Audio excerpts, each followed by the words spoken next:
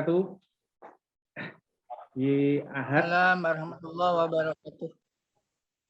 Hari ini hari Ahad tanggal 15 Agustus 2021 kita akan memulai Zoom meeting part 2 dengan tema ada apa dengan PSBB.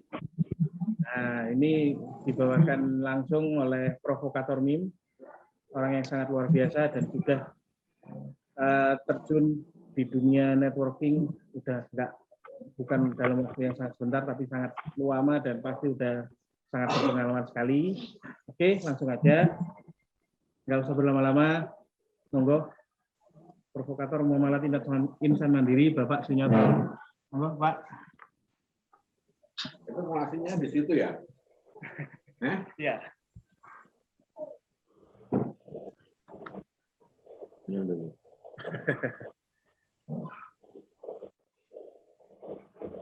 Berarti nggak boleh masuk layar? Boleh, sekali boleh, Pak. Sekali.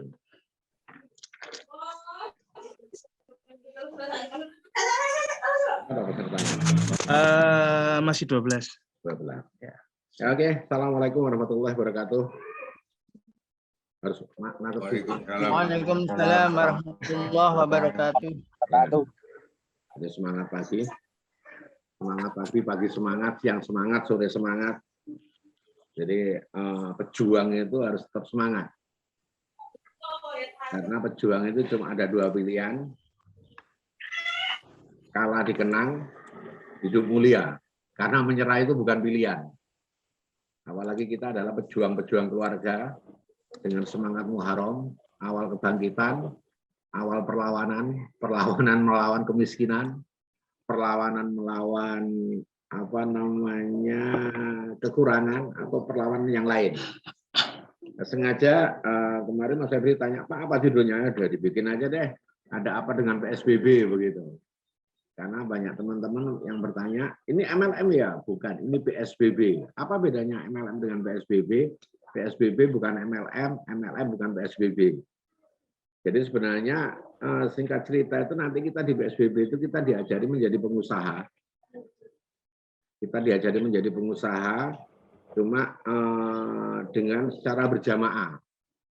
Karena di PSBB itu nanti kita bisa beli harga grosir, beli grosir dengan harga retail.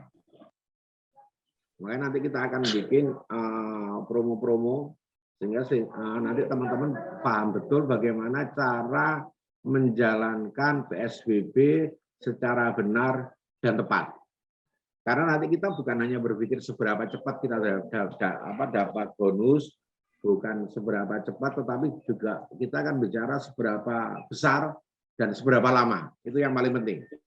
Karena kalau cepat, nggak besar, nggak lama, percuma. Sehingga ujung-ujungnya nanti BBM. Bolak-balik kalau di sana itu apa BBM? Bolak-balik multi level.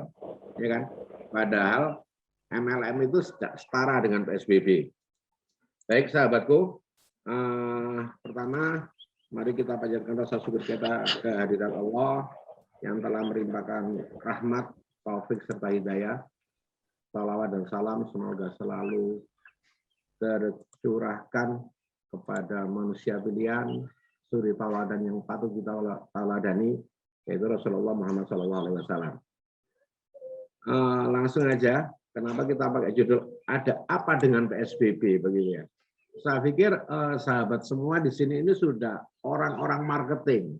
Kalau saya boleh bilang tidak malang atau tidak melintang begitu ya, tetapi sudah berburu ke sana, berburu ke sini, bermain di dunia marketing. Yang intinya sebenarnya maaf, sekali lagi maaf, rata-rata pemain bisnis jaringan pemain bisnis jaringan itu adalah mereka yang kurang berkecukupan, hampir sama dengan saya dulu, yang kurang berkecukupan tetapi kepingin cepat mempunyai lompatan besar sehingga dari situ dia bisa dapat harapannya passive income. Tetapi setelah kita kejar sedemikian rupa, ternyata yang didapat itu bukan passive income tetapi income pasif. Karena passive income itu butuh proses, butuh cara. Ya kan? Maka saya katakan kemarin kita harus menjadi manusia fit. Jadi kita harus fokus dalam menjalankan usaha, kemudian fokus, kemudian istiqomah. Istiqomah itu ajak. Makanya kita punya semangat. Saya dulu waktu di jaringan, itu punya namanya jaringan tuyul teroris. Wah, sehingga ada yang protes, Pak, kenapa harus tuyul teroris? Ya tuyul tapi teroris. Daripada teroris tapi tuyul. Artinya di situ, dalam menjalankan usaha apapun, kita harus tekun. Ya harus tekun. T-nya itu tekun. Kemudian yang kedua adalah ulet. Tidak mudah menyerah. Jadi harus tekun, harus ulet, harus yakin. Karena keyakinan itu akan mendekati pertolongan. Minimal begitu ya. Pada saat kita punya keyakinan, kalau toh itu gagal, itu sebenarnya itu dalam rangka Allah menyelamatkan kita. Mungkin kita tidak cocok di usaha itu. Jadi husnudzonnya itu harus begitu. Jadi kita harus tekun, harus ulet, harus yakin. Ya, tekun, ulet, yakin dari. Nah, di situ baru usaha lancar. Itu yang disebut dengan tuyul. Jadi tekun, ulet, yakin, usaha lancar. Tetapi kenyataannya banyak orang yang tekun, banyak orang yang ulet, banyak orang yang yakin, usahanya nggak lancar. Saya tuh kalau biasanya pulang malam, karena kita dulu waktu di jaringan itu tetangga saya nyebut saya PM, pasukan malam, ya kan? Biasa itu kalau saya pulang dari Jember, pulang dari luar kota, itu biasa buntuti pickup yang di situ ada ibu-ibu yang duduk di atas pisang, kemudian dia duduk.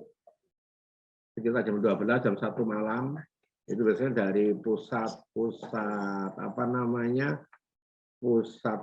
perkulakan pisang di daerah Kelaka, itu ibu-ibu tuh udah mulai bawa itu ke Probolinggo. Kebetulan mungkin saya di Probolinggo. Di Jember ini ya markasnya. Saya berpikir waktu orang ini bukan orang nggak tekun, orang ini bukan orang nggak ulet. Dia yakin begitu ya. Tetapi kenapa misalkan dia tidak bisa punya lompatan yang sangat-sangat luar biasa? Nah, itu nanti yang akan kita kupas. Ya kan? Yang akan kita kupas sehingga nanti bagaimana, kenapa ada orang yang berkecukupan, kenapa ada orang yang kurang berkecukupan, kenapa ada orang yang betul-betul super berkecukupan, bahkan ada orang yang betul-betul mewah berkecukupan, begitu. Yang membedakan ini apa? Itu yang nanti akan kita bahas step demi step. Dan saya akan bicara pengalaman saya, pengalaman pribadi. Nah, kebetulan saya bukan orang marketing, tetapi ya pokoknya cerita cerita apa adanya. Kalau orang misalkan bilang, Pak Nyoto sekarang udah sukses. Sukses itu apa ya? Karena kalau saya katakan sukses itu sebenarnya sederhana. Kita bebas waktu, bebas finansial, kemudian bebas dari penyakit. Waktu kita bebas, mau kemana kita bebas.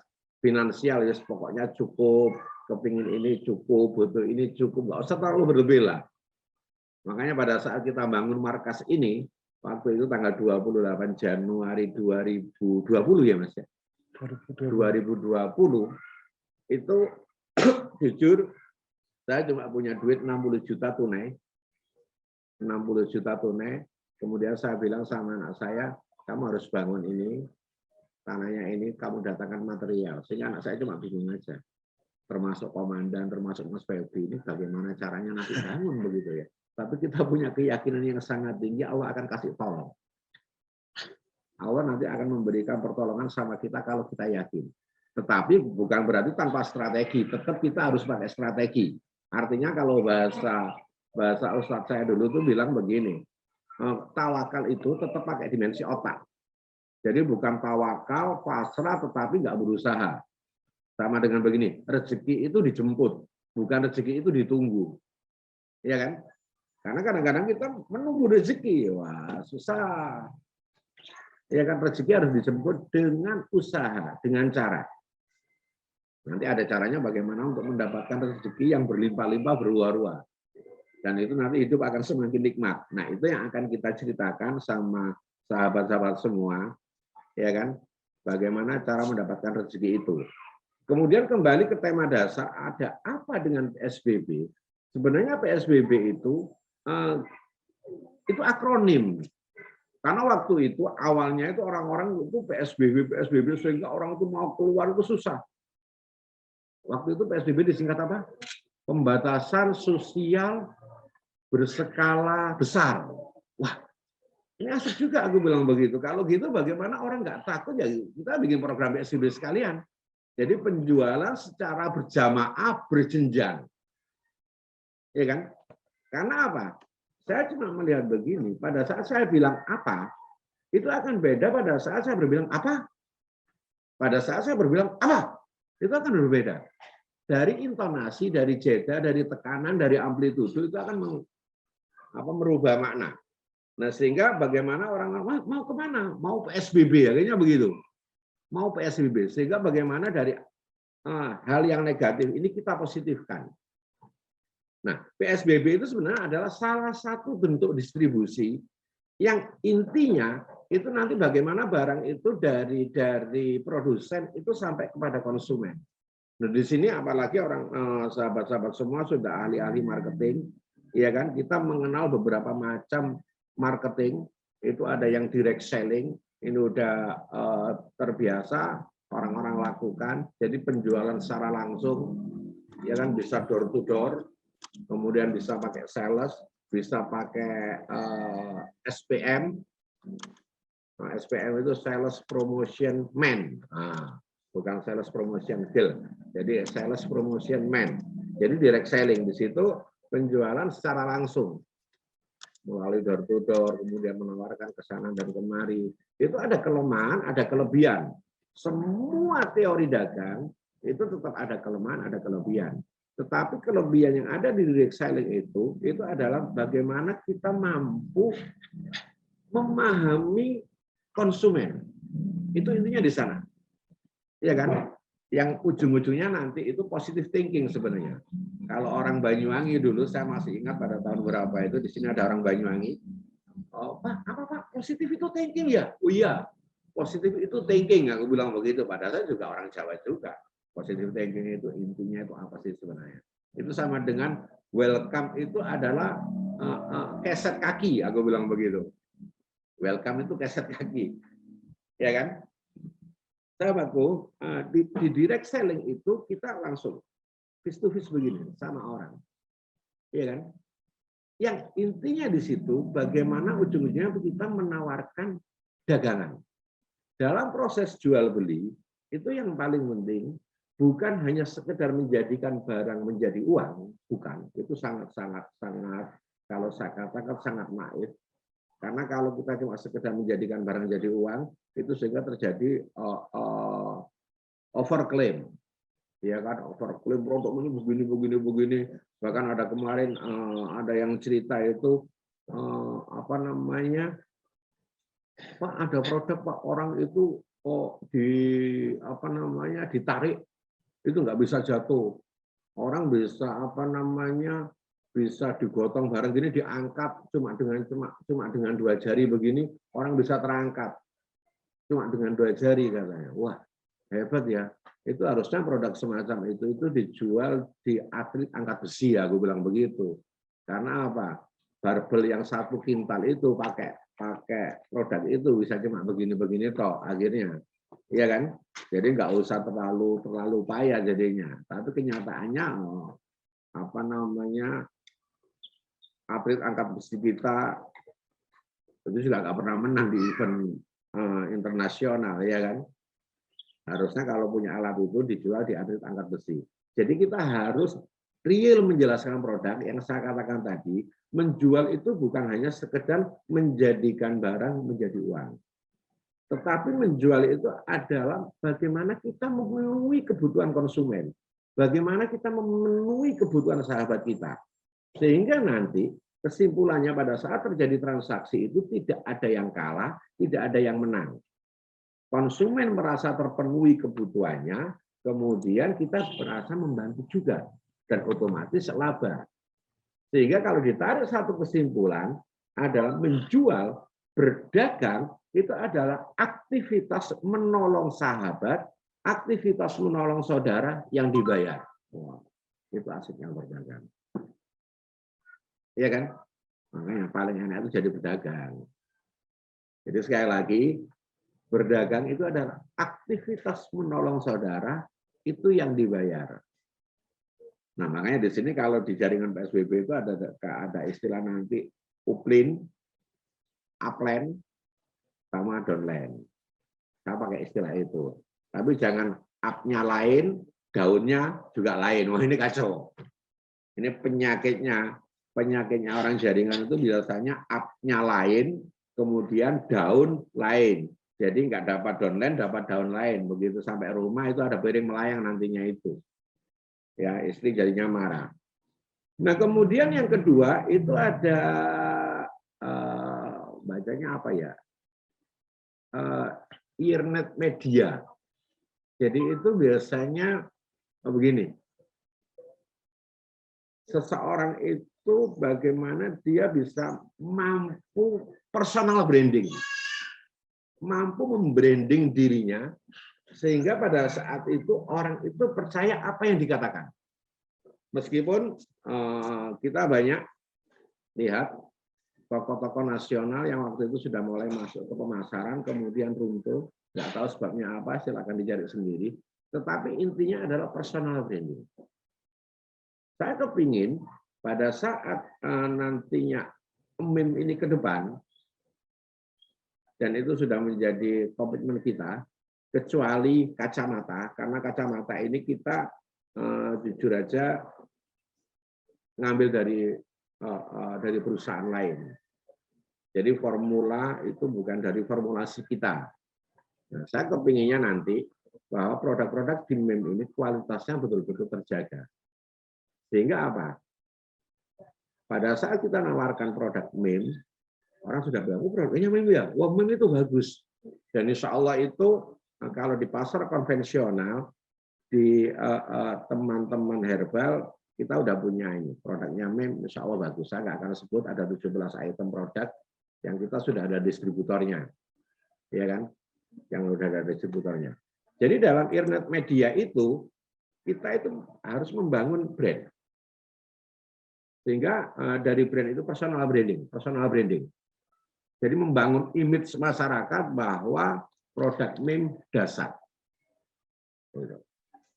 Produk MIM dasar. Jadi kadang-kadang ada yang bertanya itu teman-teman, Pak, aku sudah share, tapi kenyataannya sampai hari ini belum ada yang closing begitu ya.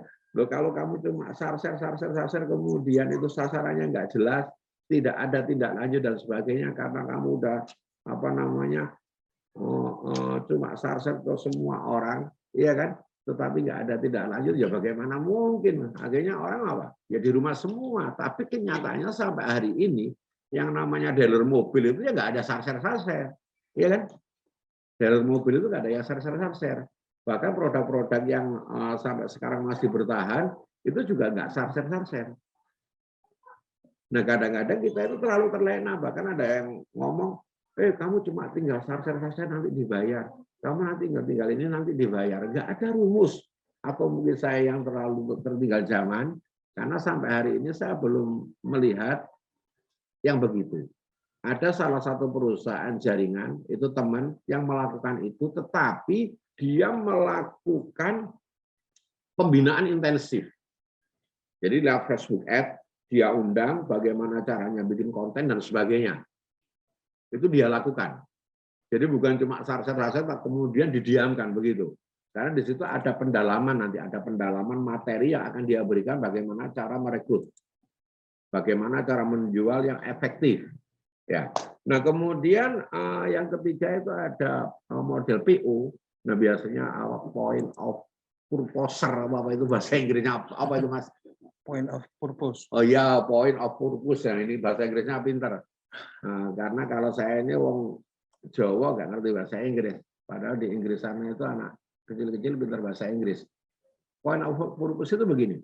Biasanya kalau kita masuk di toko-toko besar, itu di situ biasanya ada barang yang cuma dalam satu gondola begitu, kemudian ada satu SPG atau SPM yang nemani di situ. Karena apa? Hampir rata-rata berdasarkan survei, 64% orang itu yang masuk ke mall, orang yang masuk ke mall beda dengan orang yang mau belanja ke mall ya. Orang yang masuk ke mall itu hampir 64% belum menentukan pilihan apa yang harus dibeli. Makanya saya sering ngomong begini. Rata-rata bukan ibu-ibu aja deh. Ya ibu-ibu, bapak-bapak. Tapi kalau di rata-rata hampir ibu-ibu deh. Itu kalau masuk ke mall itu lama. Sangat lama sekali. Kalau nggak percaya, sahabat antar istrinya itu ke mall, kemudian jenengan nggak usah ikut ke dalam, cukup nunggu di parkiran, kemudian dibikin stopwatch. Itu rata-rata nanti berapa jam? Bisa 1 jam, bisa setengah jam, ujung-ujungnya begitu keluar yang dibawa cuma tisu. Kenapa? Hampir 64% orang masuk ke situ itu belum punya tujuan. Nah, sehingga fungsinya point of purpose itu di situ. Sehingga kepiawaian dari SPG atau SPM ini untuk menawarkan produknya itu. Kepiawaiannya. Jadi bagaimana manfaat produk, kualitas produk, dan sebagainya di situ. Ya kan? Karena hampir 64%. Ini nyata, kisah nyata yang dikisahkan Nyoto itu. Karena lain kalau istri saya, itu kalau saya dulu waktu zaman jahiliyah itu masih sering ke mall, ya kan, itu kalau mau belanja ke yang mall-mall itu memang saya suruh nulis dulu, ditulis apa keperluannya, ya kan, keperluannya. Nah kemudian setelah itu saya tunggu di luar, biasanya rata-rata 10 menit, 15 menit itu sudah sak tas gede, gitu. Itu yang ketiga. Jadi yang pertama itu direct selling, kemudian internet media, kemudian point of purpose itu, kemudian yang ketiga itu ada internet marketing. Ya, ada internet marketing. Ini sekilas saja. Karena nanti kalau diurai itu nanti banyak, Pak ada ini, oke lah. Ya kan? Saya bisa pakai nulis Mas ya. Ya. Ya. Jadi ada mau saya katakan ada Bentar, Pak.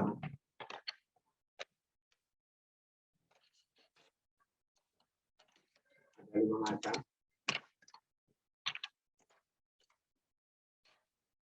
Besar-besar, kelihatan ya? Bentar, Pak.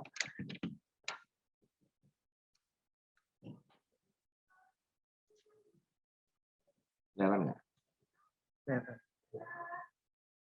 Yang pertama ada direct selling. Kemudian internet, begini tulisannya itu. Media. Kalau saya salah tulis mohon dimaklumi. Kemudian ada point of purpose gini tulisannya. Iya benar ya? Iya benar lah. Kemudian ada internet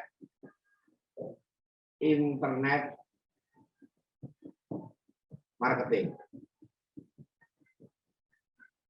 Nah, kemudian yang kelima nanti ada PSBB. Ya, saya masukkan ini. Oke. Jadi saya bahas sekarang internet marketing.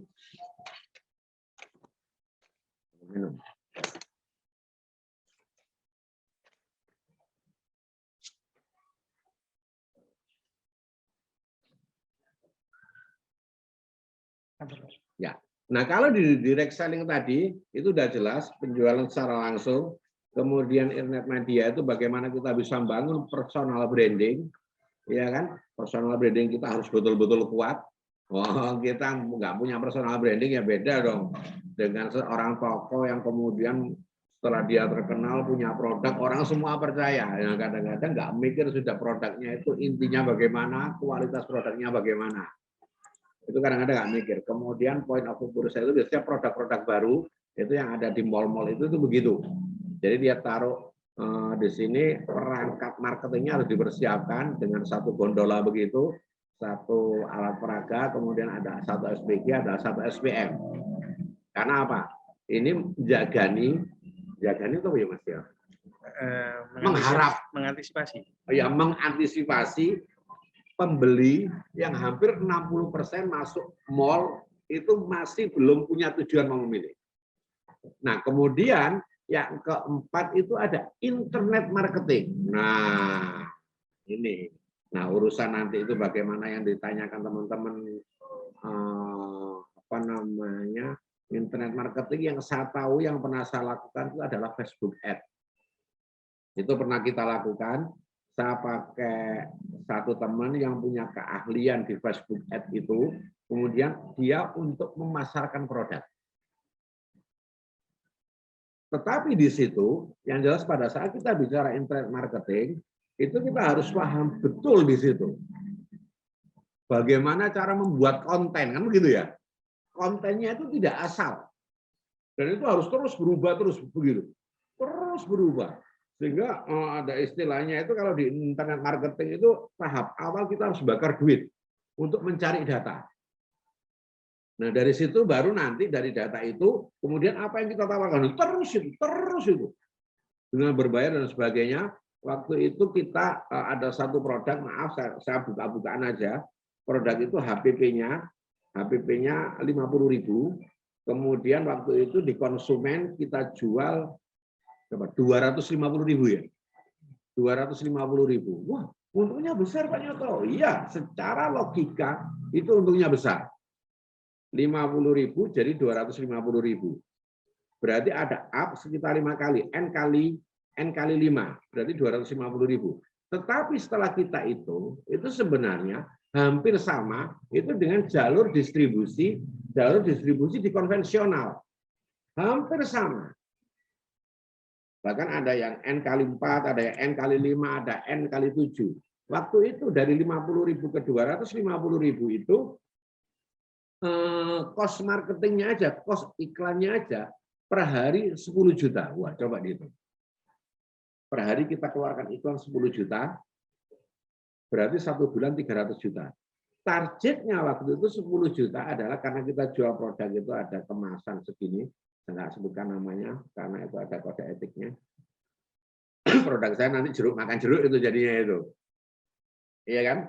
250.000, anggarannya itu targetnya adalah 100 piece sehari.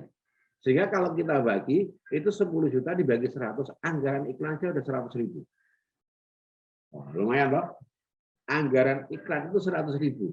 Berarti modal 50, anggaran iklan 100.000, berarti sudah 150.000. Dari 150.000 itu kita melakukan strategi COD. Free ongkir COD. Jadi free ongkir udah bayar di tempat. Free ongkir bayar di tempat. Waktu itu kita lakukan apa namanya? Setelah kita hitung, kalau kita kirim ke Aceh, kalau kita kirim ke Papua, ke daerah Indonesia Timur dan sebagainya,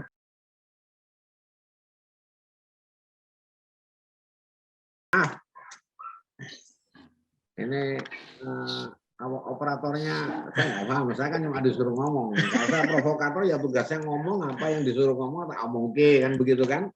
Nah, urusan teknis, urusan Mas Febri. Jadi kepotong, terpotong, dipotong, atau ada yang memotong. Kenapa ada yang memotong? Nanti tanyakan sama Mas Febri. Tapi saya ngomong, yang jelas minggu depan tidak harus ada yang memotong dan tidak bisa dipotong. Kalau perlu nanti kita kasih antivirus. Nah, kita kasih antivirus dengan produk apa namanya Zipro. Ya, dengan produk Zipro. Bismillahirrahmanirrahim. Kita lanjutkan, mudah-mudahan nggak kepotong. Ya. Enggak, istrinya dia. Udah, Mas?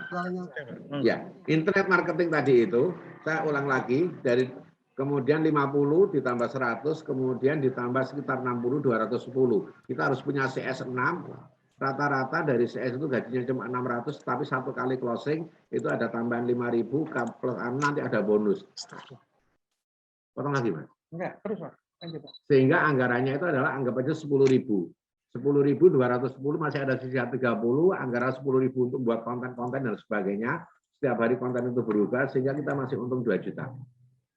Jadi 20.000 kali 100 2 juta. Nah, ternyata di internet marketing itu tidak sesederhana yang kita bayangkan. Sehingga waktu itu saya berpikir, wah nggak mungkin yang diteruskan, yang enak itu yang punya media. Begitu, tapi itu bisa dilakukan. Dan sampai hari ini ada teman saya yang terus melakukan itu dan produk saya. Iya kan? Nah, itu dari yang keempat tadi itu, yang internet marketing. Nah, kemudian sekarang kita kelima, kenapa kita bicara yang kelima itu adalah PSBB. Ya kan? PSBB itu adalah penjualan secara berjamaah berjenjang. Ya kan? Sebenarnya konsep ini kalau saya awali intinya begini, kalau kita beli beras 1 kilo dengan beli beras 10 kilo, dengan beli beras 1 kintal, dengan beli beras 1 ton, itu beda. Kalau 1 kilo misalkan ecerannya itu anggap aja 12.000, kalau kita 10 kilo itu akan mantap misalkan 11.800. Tetapi begitu kita beli 1 kintal akan mantap 11.700. Tetapi pada saat kita beli 1 ton akan mantap sekitar 11.500. Nah, pertanyaannya itu kalau hari ini kita beli 1 kilo, besok 1 kilo, lusa 1 kilo, apakah bisa diakumulasi? Kemudian setelah dihitung itu 1 bulan kita udah belanja 1 ton. Padahal ini diakumulasi, ternyata nggak bisa. Dan waktu itu ya kita nggak bisa dapat potongan, karena kita ngecer terus. Nah, fungsi dari PSBB dan dengan usaha-usaha yang lain yang orang sebut tadi di M apa itu tadi itu ya kan, itu hampir sebenarnya di sana. Sehingga pada saat awal saya mengenal sistem jaringan ini, sekitar tahun 86, saya punya pikiran waktu itu berpikir sederhana.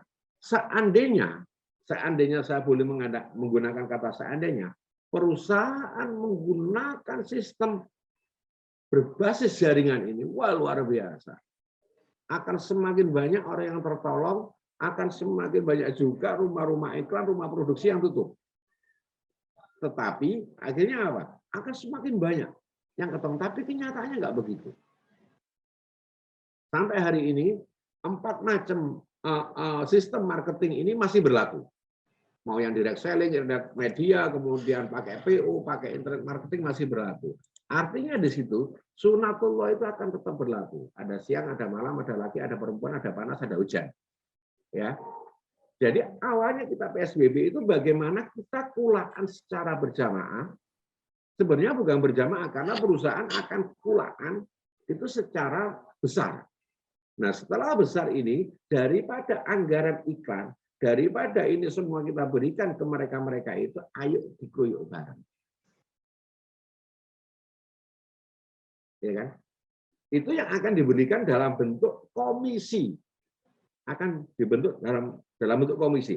Sehingga sederhananya begini. Sini Mas ya. Ini Mas ya.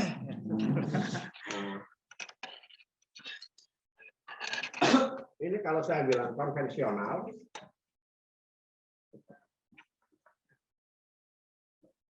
di sini ada pabrik.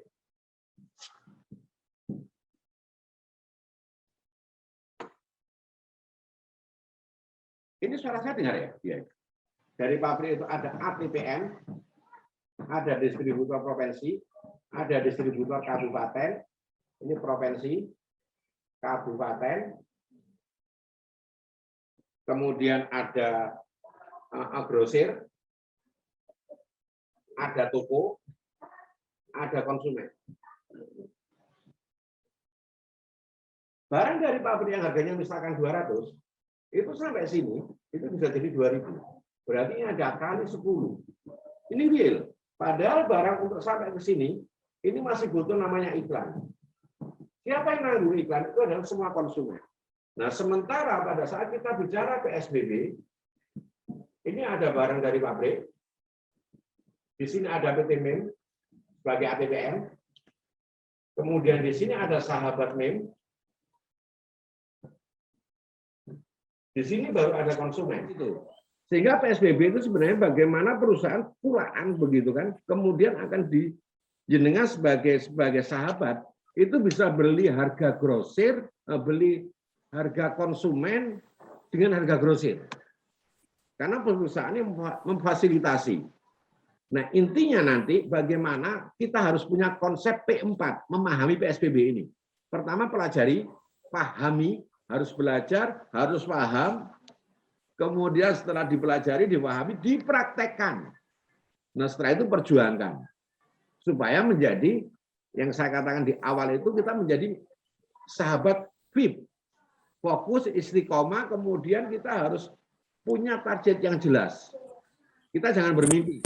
Karena mimpi itu nggak usah beli, sehingga begitu bangun kita nggak dapat apa-apa. Ya. Jadi di PSBB itu nanti begitu. Jadi kita akan menyusun sebuah kekuatan yang harapannya produk akan terus ada, diversifikasi terus, diversifikasi produk, tapi produk real, bukan produk digital. Karena nanti kalau produk digital, itu nanti saya komisinya juga komisi digital. Jadi bisa apa WD atau dan sebagainya itu. Ya kan? Sahabat, itu mukadimah dan masuk ke isi. Ini takut nanti kepotong lagi. Jadi intinya ayo kita pelajari, kita pahami, kita praktekkan, kita perjuangkan tentang PSBB itu. Jadi PSBB ini nanti bagaimana memfasilitasi perusahaan ini akan memfasilitasi teman-teman. Sebenarnya perusahaan ini kalau saya katakan itu karyawannya dari teman-teman. Dan pelaku PSBB itu adalah pengusahanya. Nah, tinggal bagaimana nanti itu melakukan sistem itu. Marketing plan dipahami. Kalau misalkan mau bedah marketing plan, kita bedah marketing plan. Ya kan? Silakan jenengan bertanya, nggak usah takut, ya kan? Karena orang yang takut mengatakan sesuatu, itu dia tidak akan pernah hidup sehat. Sebab dia akan mengerahkan seluruh tenaganya untuk menutup kata hatinya. Ya. Jadi nanti tahap awal jenengan harus mengetahui apa itu PSBB. Nah, setelah jenengan mengetahui PSBB itu apa, jenengan harus pahami apa itu PSBB. Kemudian setelah itu baru meyakini saya bisa sukses di PSBB. Nah, setelah itu baru nanti jenengan menemukan cara untuk supaya cara cepat dapat duit. Terima kasih. Kita dialog takut kepotong. Saya kira assalamualaikum warahmatullahi wabarakatuh.